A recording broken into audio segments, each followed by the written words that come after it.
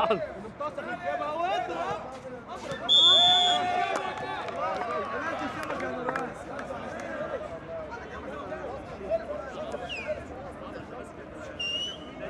ماسك ماسك رجليه. ارجع يا عم عبود.